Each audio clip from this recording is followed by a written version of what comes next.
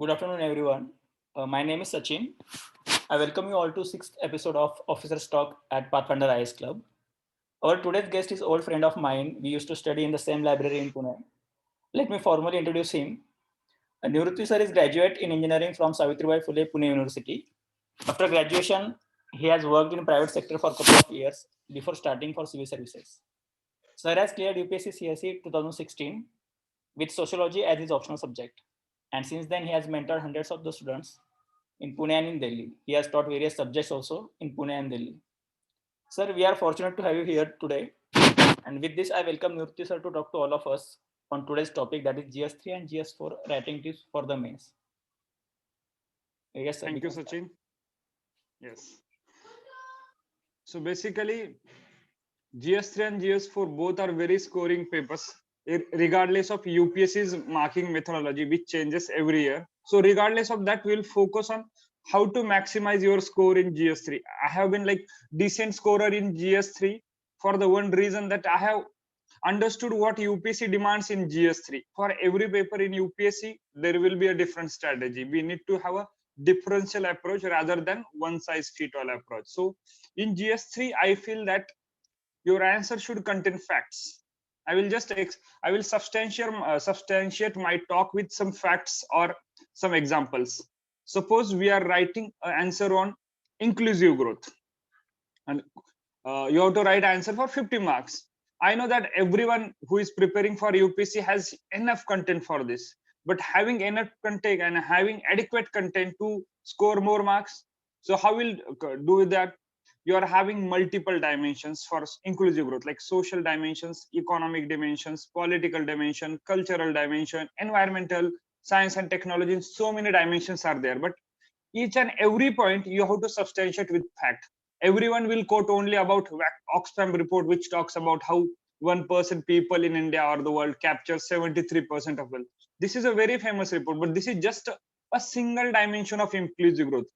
You need to go for a broadest interpretation of the concept. Like gender wise, you can talk like how women are getting impacted due to their gender, like their political participation, their participation in labor force, their participation in STEM, which are there in your study matter. Like vision, you are having everything, but how to include maximum facts in a single answer.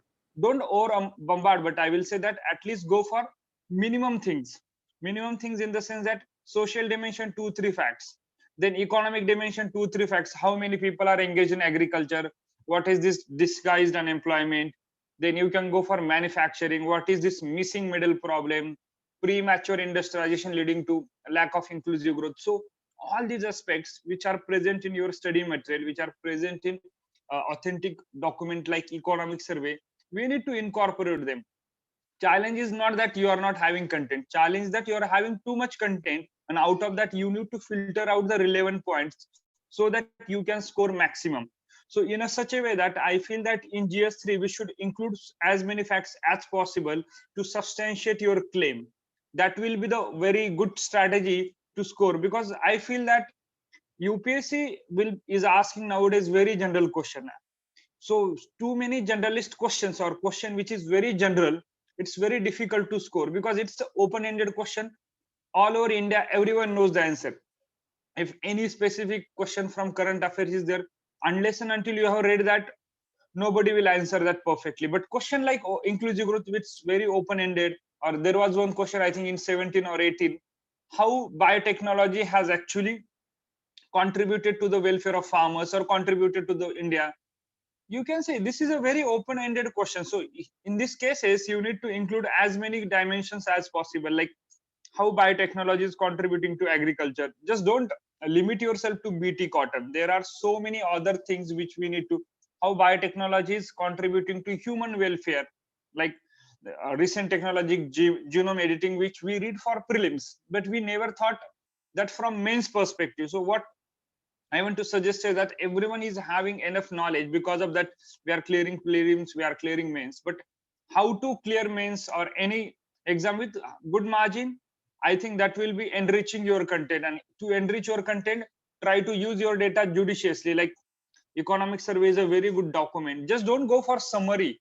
You can go through full length, because full length survey that will be very informative, and that will be very useful for adding real value to your answers in mains.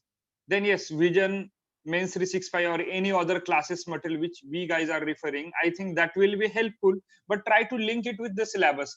Don't go with the topics which particular class has selected for us. Go for the broadest interpretation of syllabus which has been given by UPSC to us, that these are the questions. And if you see, every year we find different questions, but they are having inherent linkage with the core syllabus. And what happens with me or so many aspirants, we actually tend to miss the tree for forest for the tree. Why? We focus on a particular class notes or particular class current affair booklet, and we focus on those topics, but we forget that there is a UPSC syllabus for which we need to have, for each and every question at least you should have content of 250 words. That is maximum, I think 200 to 250 words, but that should not be of poor quality, that should be of good quality. And how to make that content of good quality? By adding proper value. And how to add that value? Go for economic survey, go for mains 365, and link with the syllabus. Like, first point is the resources mobilization. So just don't go for a single kind, like human resources are there, then mineral resources are there, and how they are impacting Indian economy. So you need to focus on both. Just don't focus on demographic dividend. There are so many things, like there is an out talk for longevity dividend. As India is growing at a rapid pace, demographic dividend is a window which is available for a decade or so. But after that, what will be the India's biggest challenge? We will be having more aged people. See, if 20% people are aged in India by after 2 decades, that will be huge in absolute number. So we need to have a policy. We need to have a new national population policy which will take into account the dynamics of this. So demographic dividends there, but after a decade or so, I think we will be talking about longevity dividend. Such kind of options are there. Such kind of solutions you can definitely provide in case of resources mobilization. Such kind of topic you need to link with the current. That's it. So make a note of all the syllabus points in syllabus, like subtopics also. First, include as many facts as possible, but relevant facts. Don't bombard. Like, you are writing on a livestock, any two facts will do that. Like as per the recent livestock census, how many livestock is there? How many buffaloes or how many cows are there in India? I think there is a figure called 536 point some million uh, number is there. So you can put, as per recent or livestock census, this is a number. And as per recent economic survey, livestock contributes about 26% to India's agricultural GDP. With these two facts, if you are going to introduce your answer, it's going to be very powerful. And after that, everyone knows that what are the challenges we are facing in livestock. Like, we don't have infrastructure, we don't have proper cooperative network, we don't have proper food, that everyone knows. And we can put a case study of Amul, that everyone is going to do. But how you are going to differentiate your answer from others? So by putting such fact, like you can make your answer more powerful by including facts from authentic document. Then you try to include as many schemes as possible. Like, make a small chart, like national livelihood scheme, this scheme is there, and recently this fund has been, dairy processing fund has been established. So try to focus on the government resources. Why? Because UPSC is a government body, constitutional body, so we need to go for legitimate sources so that we can make our answers more effective, more powerful. In that sense, more content will be there, but content of good quality. So my simple request will be that per topic wise, have one or two facts. Like, you are writing on fishing, how much inland fishing contributes? About 65%. How much marine fishing contributes? And India is like fifth largest exporter of fishing, suppose. If these two facts are there, remaining things are very simple. Like Meena Kumari committee, that you know that. Try to include such committees. If like railway, if question is asked on railways, you know that Vivek Devrao committee is there. Like, such kind of factual data which we read for prelim, but we forget in between that. After prelims, we forget all those static things, and after that we focus on mains. But for mains, there is a good connection with the prelim, so try to utilize that.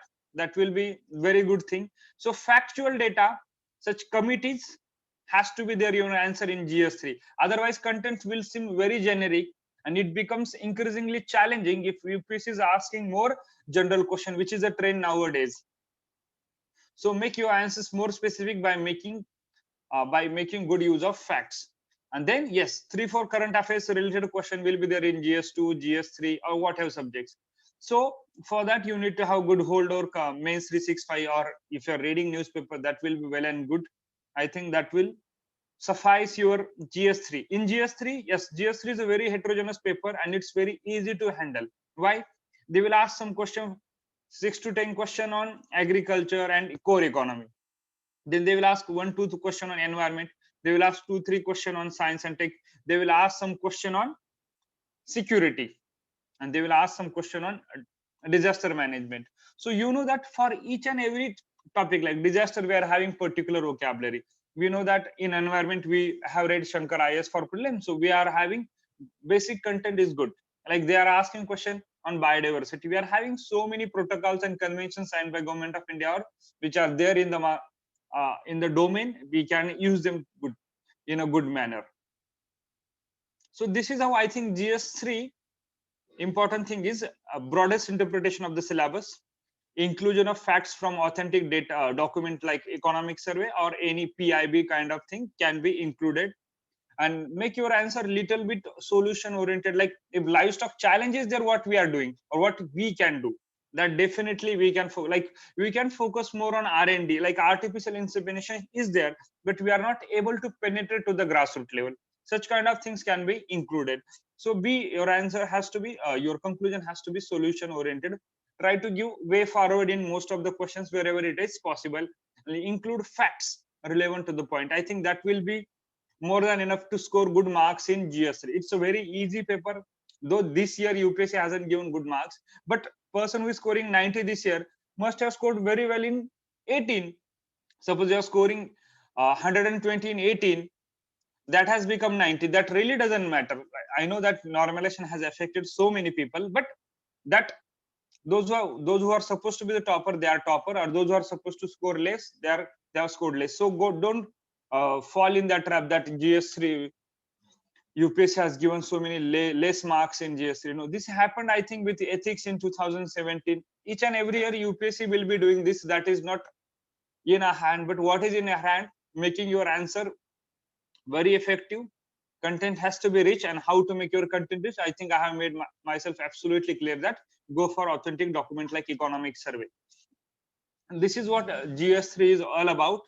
Then we'll move towards ethics, integrity, aptitude. I think this paper do not need any kind of guidance or preparation. Just everyone has talked about, so many toppers I have seen, or their copies or their talks I have attended. So what I have understood from there, the people who are scoring very good marks in ethics, first, ethics is all about basic understanding. Like so many concepts are there, or basic things are there, like what is honesty, what is integrity, what is probity, what is objectivity, what is compassion. You should have example for each and everything which is mentioned in ethics. Like good work culture, you must have seen good work culture in particular company. I could say that I have worked in manufacturing sector, so I have seen that I'm not going to criticize anyone, but I have seen that Indian based manufacturing companies and western based, like I have seen work culture in Volkswagen and Mahindra. If you compare that, you will see what's different. So you can basically mention case studies how they take care of their employees. You can mention case studies from private sector, from government sector, and you from your personal life. So case studies has to be there in ethics. I'm not talking about the case studies which are asked for 20 marks, but I'm asking to strengthen your answers 10 markers by including case studies. Then by profusely using quotes like Gandhiji's quote, Dr. Ambedkar's quote, APJ Abdul Kalam's quotes. Try to remember some of the quotes. They will be very useful. Like once you are talking about selfless service, Gandhiji has talked about what is religion according to Gandhiji, losing oneself in the service of mankind or in the service of humanity. So when it comes to charity, philanthropy kind of question, you can definitely include Gandhiji's quote. Or sometimes there is a question on greed, or we try to control others so that our power is being misused. Gandhiji has talked about that controlling ourselves is very important, because controlling world is the myth of atomic age. I haven't actually gone for verbatim a version of this quote, but it is there mentioned. It is mentioned in the, not in the syllabus, but so many quotes are available. We can make them make use they're using your answers so that your answers will look more effective. And second thing, in ethics, I think you should not follow anyone's strategy. You should have your customized strategy for ethics, because it's very scoring paper. And thirdly, I feel that it's a paper of language competence, because people who are having good vocabulary, good, not just flowery words, but good expression, like constitutional language, which any bureaucrat will use. That's Samvidhanic language we call. So that language has to be there, like devotion to the public service, unbecoming of civil servant. Such kind of terms are mentioned in your code of conduct, or they are mentioned in your syllabus. Try to make use of that. Then how citizen charters are being framed. So try to, because I think nowadays case studies, they are putting very generic. They're not saying in 14, 15, if you see the case study, they will say go for 3, 4 option and merit and demerit. Nowadays, they're asking GS kind of case studies.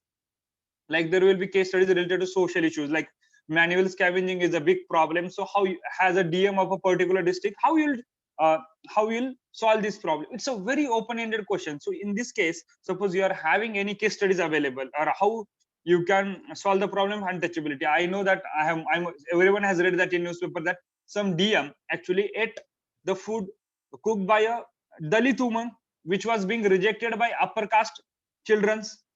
In some Anganwadi, a food was prepared by Dalit women for MDM or ICDS scheme, and that was not being eaten by upper caste people due to conservatism. So how that DM actually he walked the path, or how he has become the change agent. So you can definitely link with the Gandhiji's quote, be the change you want to see in the world. So such kind of simple things you need to put in ethics. Don't go for hi-fi things, but your simple things along with such case studies. And if real life case studies are there, they will be good. Like when it comes to civil servants, we know that TN Sessions sir's case study, or so many Prashant Nair sir's case study in Kerala. So try to make a collection of that. That will be very useful, because just writing theoretical part in ethics, I don't think it will give you more mark. Yes, definitely everyone is going to score good marks in ethics, but those 10-20 marks difference will be due to the inclusion of case studies, inclusion of personal life example, like how compassion, how you are shown compassion in your real life. That will be, I think, once you're making it more individualized or more realistic, I think that will become more scoring. Yes, along with good vocabulary which is there in the syllabus. So in both the papers, my basic emphasis will be that you should focus on syllabus, go for its broadest interpretation. In GS3 I have talked how to include facts. In GS4, how to make your answer more powerful or more effective by including quotes, by including case studies. Though sometimes you may not, under pressure we will not able to remember quotes verbatim, it doesn't matter. Try to emphasize the crux of the quotes. Like Gandhiji's quote I told you, though I don't remember it exactly, but I must have read sometime in the past, and I know that how it is a myth of the atomic age. And try to use good vocab, like conspicuous consumption, how consumerism is affecting us, individualistic culture. So such kind of terms has to be there in your answer, so that your answer looks good also, and it has to be more relevant in the present context. Try to link with the present. I think that will make it very effective. With this, yes, and I will suggest my strategy for GS4 has been, I most of the time refer toppers copy on Vision IS or any other classes which are available. Like this year somebody has scored very good marks, so go for that copy. See, if you find that strategy very useful, like for case studies, for 6 case studies you need to have 6 different approaches. Like for a first time you will go for stakeholder, second time you will go for GS kind of introduction, third time you will go for contemporary things, like suppose atrocities on the list is happening, so some case from whichever state you must have read, try to include that. I think different way of introductions are needed. Don't make your case studies monotonous, and don't go for a single approach, homogeneous approach. Go for a different approach in 6 case studies. I think that will be very important. And in case studies there is no fixed introduction or a fixed kind of body. No, it's a myth. It's again a myth of our present, is that we need to have all the case studies, some stakeholders. No, it's not needed. Some case studies try with ethical dilemmas, some case studies stakeholders, some case studies generic definition, some case studies you want to highlight like contradiction in the present society. Definitely you can go for GS kind of introduction for case studies. And yes, it has to be solution oriented, because as an IS officer, as a civil servant, you're supposed to present the solution to the problem, because that's why they at least for a moment, it gives momentary happiness that you have been made of DM of Latur district in Maharashtra. There is a problem of water distress. As a DM, how you are going to manage? Take pleasure in that. I think it matters a lot. I know it seems very ephemeral or it seems very childish also, but sometimes, yes, for 20 minutes you become a DM of Latur and try to imagine. I think by putting yourself into that position, that empathy or that compassion is there, it will make your case study more superb. So with this simple thing, I will end my talk. Let's keep it simple and effective. All the best for who are writing this mains or next mains. Okay. Thank you, Sachin, Thank you for so much, providing Nivrutti me sir, this for coming. platform to share my thoughts. Yes. Thank you so much, Nivrutti sir, for coming. You rightly pointed out the significance of facts in GS3 and the importance of case studies in GS4, and the important myth you busted out that case studies should not be formulated in the single format, and you should implement Yes. different formats for the different all the 6 case studies. That is, I guess, one of the most important thing we can take out from the talk. And apart from this, if someone has any question, they can ask. Otherwise, we can call it a day. Is anyone there who wants to ask any question? Yeah, I guess this was very comprehensive talk, and if they have any questions, they can definitely ask in the group also. So yes, thank you so much again, Nivrutti sir, for coming out, and we will keep contacting you in the future also whenever we need any help regarding these subjects. Thank you. Sure, sure.